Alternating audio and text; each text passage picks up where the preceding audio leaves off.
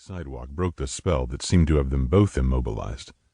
He let go of her, and she cursed into her breath.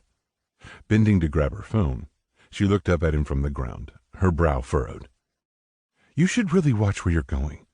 You could have knocked me over." He raised a brow, rocking back on his heels.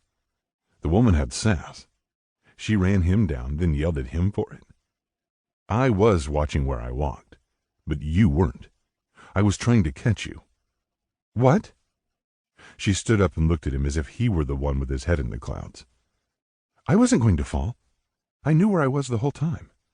"Obviously," he said, a smile tugging at his lips. Her frustration with him amused him for some reason. "All right, lesson learned. Next time I see a woman about to fall and bounce into a busy road, I'll let her go." She flushed. "No, of course not. It was nice of you to try to catch me." She darted a quick look up at him, then ducked her head. Thanks." He grinned. She seemed like she didn't really want to say it, but thought she should anyway. "Don't mention it." She gestured toward the restaurant. "Well, I have to go." "Okay." His grin widened. "Watch out for obstacles in your way." She rolled her eyes. Actually rolled her eyes. "Yeah, thanks. I'll watch for the killer newsstands from now on." She hurried off, and Thomas stood there watching her leave. Her hips swayed with as much attitude and sass as she showed him, and he couldn't tear his eyes away from her. He didn't look away or move until she rounded the corner and he couldn't see her anymore. Then, and only then, did he shake off the odd encounter and walk the rest of the distance to the restaurant. With a sigh, he ducked into the restaurant's shaded coolness. A hostess approached with a stack of menus and an overly perky smile. "Two, sir?" He scanned the dining room behind the hostess, trying to guess which woman could be Brianna. There were too many women sitting alone for him to make a guess.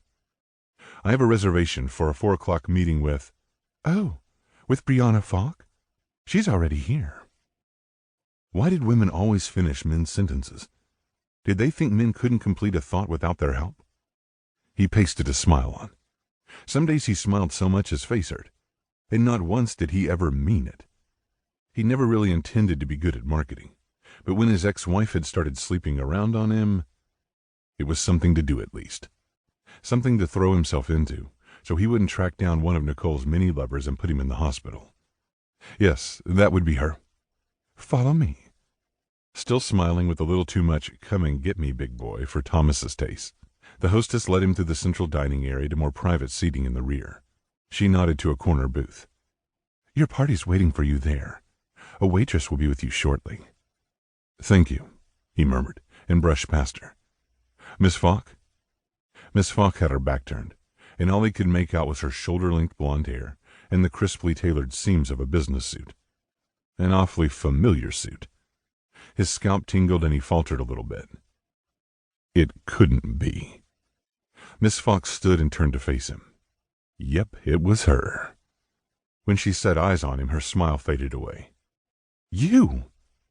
Thomas shifted on his feet. "Me." She recovered quickly and smiled, cool and reserved. Nothing like the little spitfire who yelled at him for daring to catch her. Truth be told, he liked the spitfire version of her better than the business-savvy one. "Well, allow me to introduce myself properly. I'm Brianna Faulk, Executive Business Manager of the Golden Hand Casino." He offered his hand with a polite, practiced smile. She wanted to keep it professional then?